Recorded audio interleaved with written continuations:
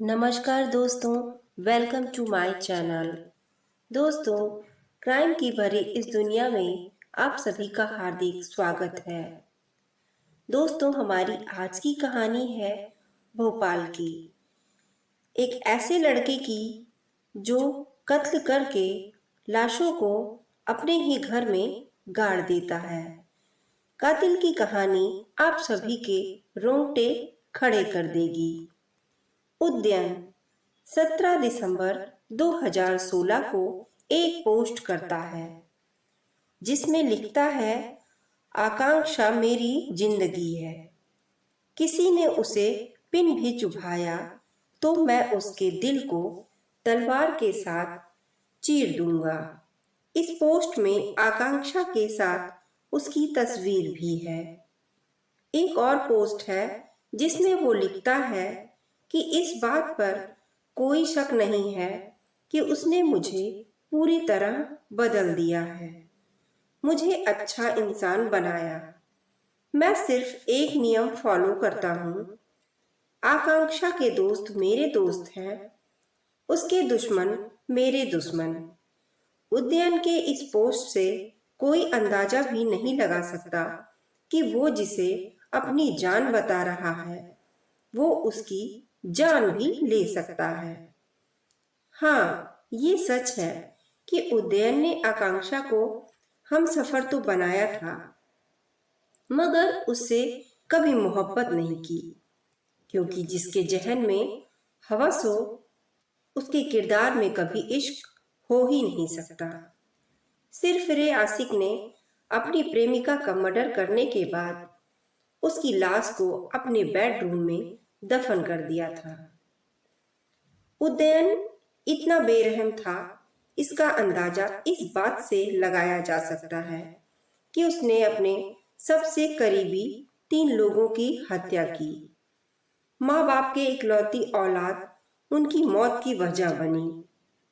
जिस गर्लफ्रेंड को वो बीवी बनाने का दावा करता था उसने भी उसे नहीं बख्शा। साल 2007 दोस्ती कब प्यार में बदल गई। पश्चिम बंगाल के बांकुरा की रहने वाली आकांक्षा उर्फ श्वेता बेहद खूबसूरत थी। वह बहुत मिलनसार लड़की थी। 2007 में उसकी मुलाकात सोशल मीडिया के जरिए उदयन नाम के लड़के से हुई। दोनों की दोस्ती कब प्यार में बदल गई पता ही नहीं चला। सोशल मीडिया से शुरू हुआ ये रिश्ता मुलाकातों और लंबी बातचीत में बदल गया। यह क्रम 7 साल तक ऐसे ही चलता रहा। ऐसा लग रहा था मानो आकांक्षा उद्यम के प्यार में पागल हो गई हो। वह उसे किसी भी कीमत पर खोना नहीं चाहती थी। इसलिए उन्होंने अपनी जिंदगी का एक बड़ा फैसला लिया। जून 2016 में उद्यम के साथ रहने लगी। उस साल वह अपने परिवार से यह कहकर सीधे भोपाल उद्यन के पास आ गई कि उसे नौकरी मिल गई है। वहां वह साकेत नगर में उद्यन के साथ रहने लगी। लेकिन इस दौरान उसने अपने परिवार को बताया कि वह अमेरिका में काम कर रही है। उसकी बात से परिवार वाले खुश हुए। उन्हें लगा कि आकांक्षा ने बड़ी सफलता हासिल कर ली है। लेकिन उन्हें इस बात का अंदाजा नहीं था कि उनकी बेटी के साथ क्या होने वाला है। जुलाई 2016 में परिवार से बात करना बंद हुआ।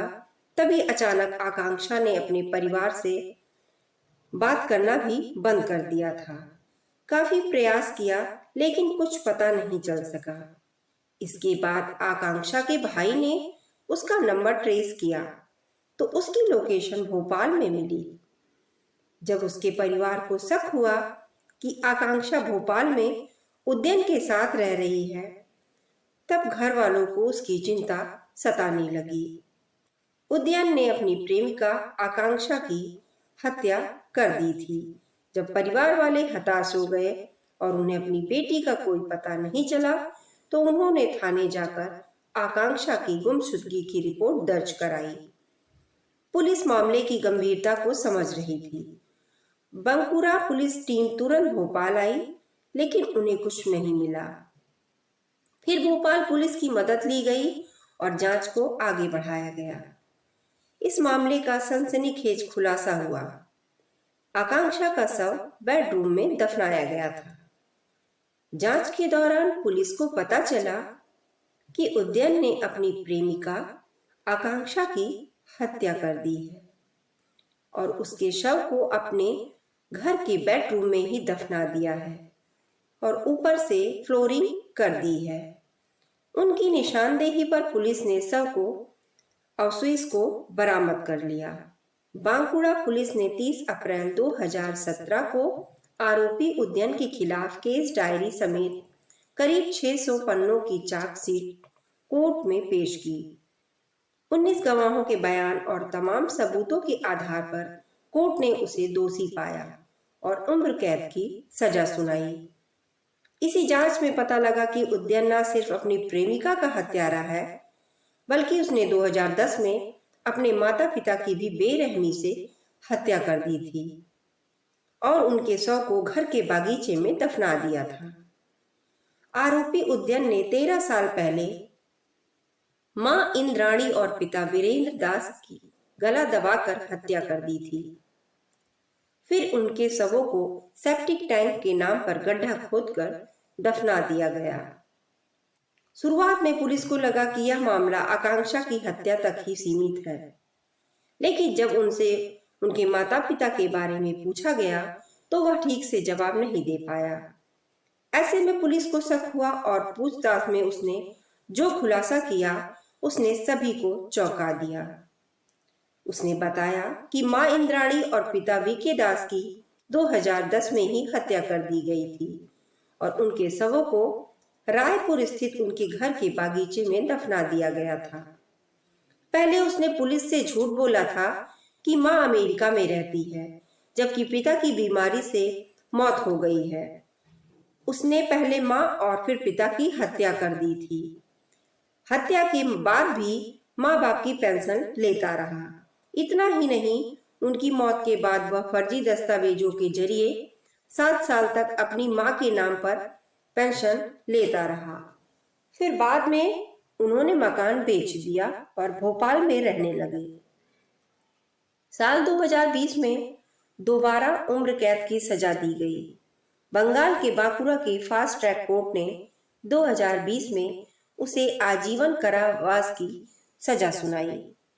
इसके बाद रायपुर जिला न्यायालय ने अपने माता पिता की हत्या पर शव को बगीचे में दफनाने के मामले में उसे आजीवन कारावास की सजा सुनाई। उदयन दास अब पश्चिम बंगाल की एक जेल में आजीवन कारावास की सजा काट रहा है। दोस्तों, ये कहानी आपको कैसी लगी? कमेंट में अपनी राय जरूर शेयर करें। अगर कहानी पसंद आए तो चैनल को